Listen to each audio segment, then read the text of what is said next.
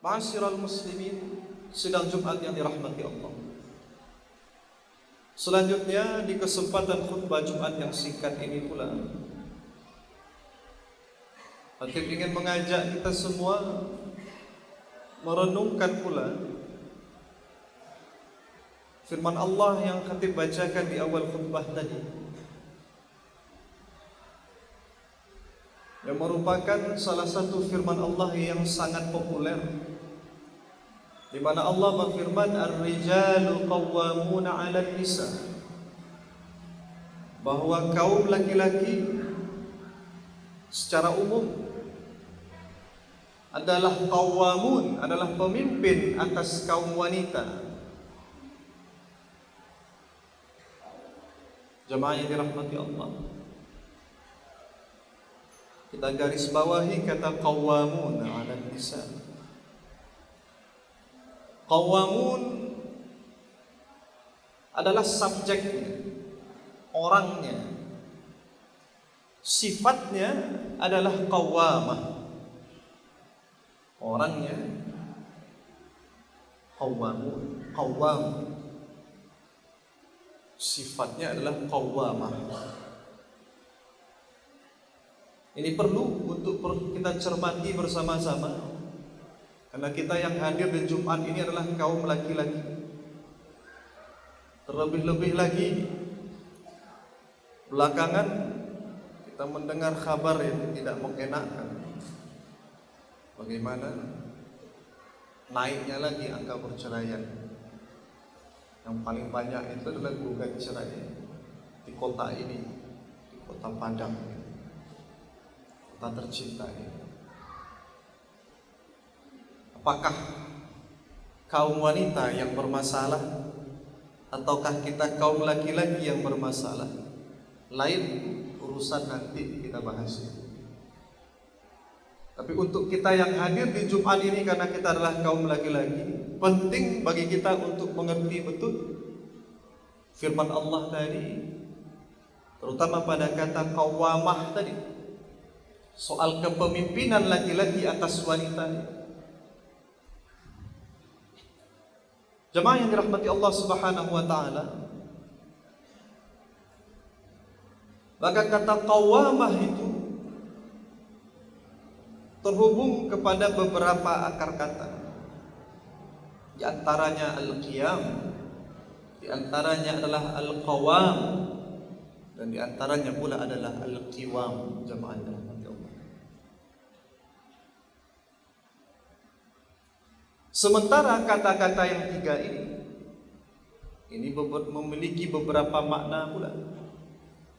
Artinya makna-makna yang ditanggung, yang dimiliki oleh tiga kata ini, itulah makna-makna yang ditanggung oleh sifat qawamah. Mari kita perhatikan beberapa makna yang disebutkan oleh para ahli lughah, para ulama bahasa, pengkaji makna-makna dalam bahasa Arab. Al-qiyam misalnya, itu mengandung makna yang pertama, yang paling dasar, kata para ulama. Al-qiyam itu kan berdiri.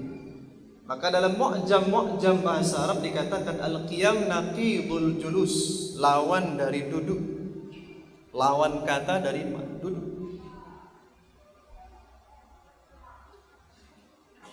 Maka ketika dikatakan qawwamah, jamaah dirahmati Allah, maka berdirinya itu tidak sebentar saja, karena timbangan fa'al itu dengan makna mubalaghah, ada makna superlatif, ada makna berlebih-lebih, bersangatan.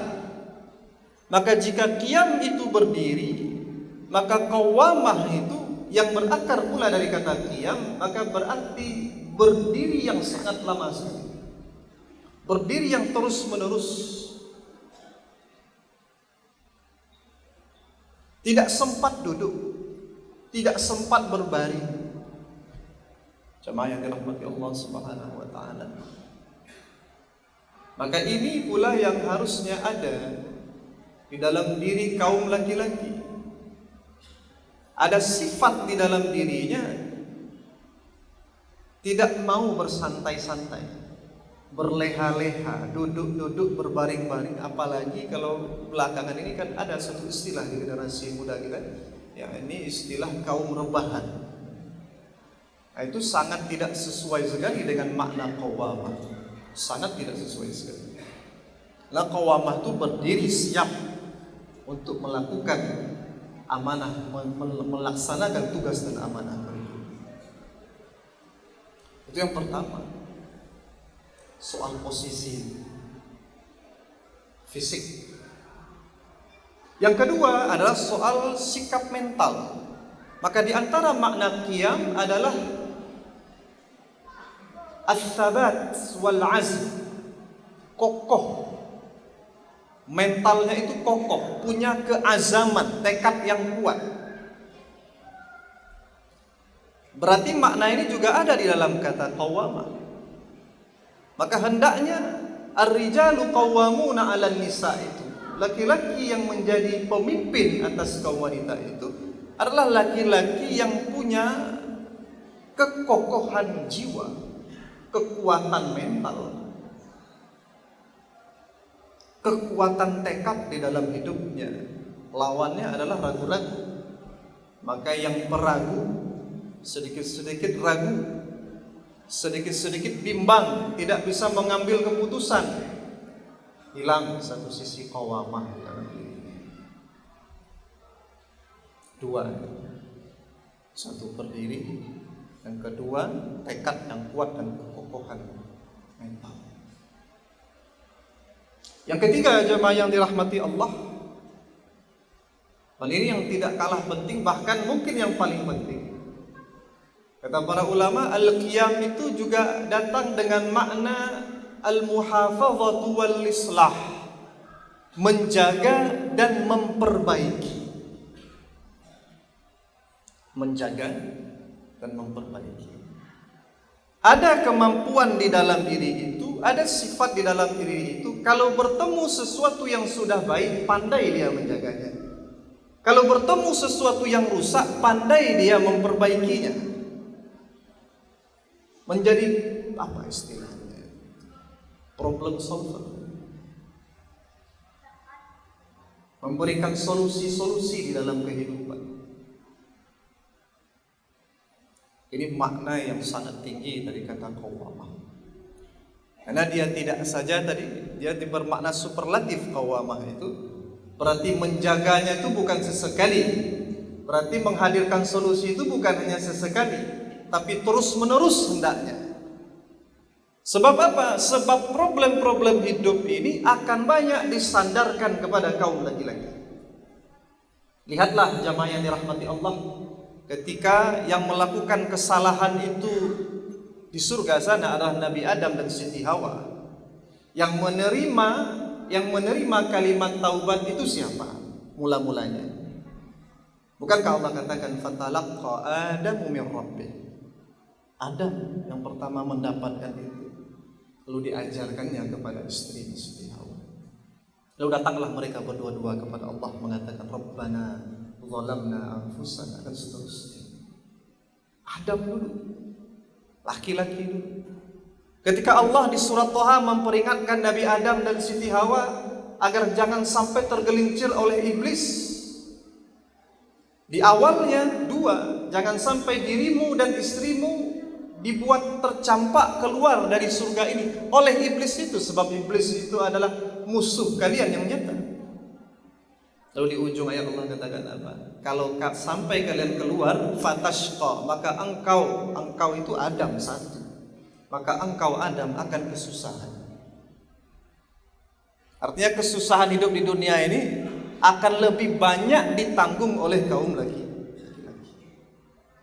Kalau tidak pandai menjaga kebaikan yang ada dan mencarikan solusi dari masalah yang ada, maka hilanglah titik kepemimpinan di dalam jiwa laki-laki. Satu titik.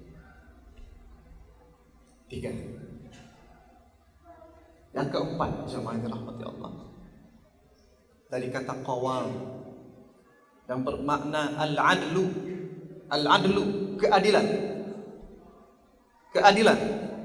Kemampuan untuk menempatkan sesuatu pada tempatnya, memberikan sesuatu sesuai porsinya, memberikan hak kepada yang berhak. Ini keadilan.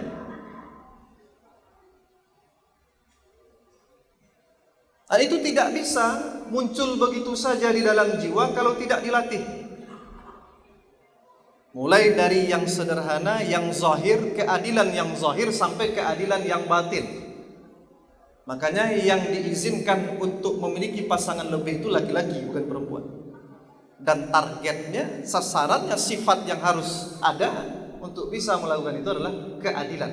Mulai dari keadilan dalam bentuk qisṭ, keadilan secara fisik materi, wal 'adl, keadilan secara batin. Coba ingat. Dan yang terakhir dari kata kiwam, yang berarti adalah kaki-kaki, tiang-tiang penyangga bangunan. Masjid kita ini punya tiang-tiang yang besar-besar, Masya Allah. Di atasnya berdiri bangunan yang kokoh. Kambing-kambing itu, sapi-sapi yang akan dikorbankan itu, jamaah yang dirahmati Allah, memiliki kaki-kaki yang ukurannya jauh lebih kecil daripada badan yang berada di atasnya, yang topangnya. Kaki-kaki itu yang disebut dengan qiwam. Maka ini juga makna dari qawamah, bahwa laki-laki itu adalah sandaran, seperti tiang itu kita bersandar. Tiang itu tidak pernah protes, seberat apapun beban tubuh kita sandarkan kepadanya. Dia tidak pernah mengeluh. Kaki-kaki itu akan terus melangkah menopang besar badan sapi itu. Tidak mengeluh kaki-kaki itu, jamaah rahmati Allah. Maka 5 makna ini satu dan lain yang saling berhubungan. Kalau tidak akan bisa semuanya, agak satu harusnya ada di dalam diri kita, karena dia akan memunculkan makna-maknanya dari 5 itu. Maka Imam Thahir bin Ashur dalam tafsirnya kemudian menyimpulkan bahwa yang dimaksud dengan qawamah, kepemimpinan laki-laki atas perempuan itu, kata beliau, adalah soal mengurusi, menjaga, dan menghadirkan kebaikan-kebaikan bagi wanita. Itulah makna qawamah, kepemimpinan. Bukanlah kepemimpinan dengan makna kekuasaan, menguasai, ya, mengalahkan, bukan itu. Tapi kepemimpinan laki-laki terhadap wanita itu adalah kepemimpinan dalam makna mengurus urusan, mengurus kepentingan-kepentingan dan keperluan kaum perempuan, menjaga kebaikan yang ada dalam diri kaum perempuan, memperbaiki kerusakan-kerusakan yang ada pada kaum perempuan.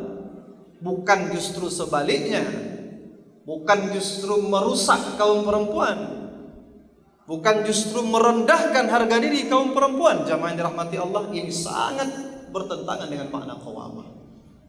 Maka di atas mimbar ini kita bisa katakan, laki-laki yang membangun hubungan-hubungan yang langsung atau tidak langsung merusak harga diri, kehormatan, kemuliaan dari perempuan, maka laki-laki itu tidak pantas masuk dalam kategori ar-rijalu qawwamuna 'alan nisa. Tak pantas.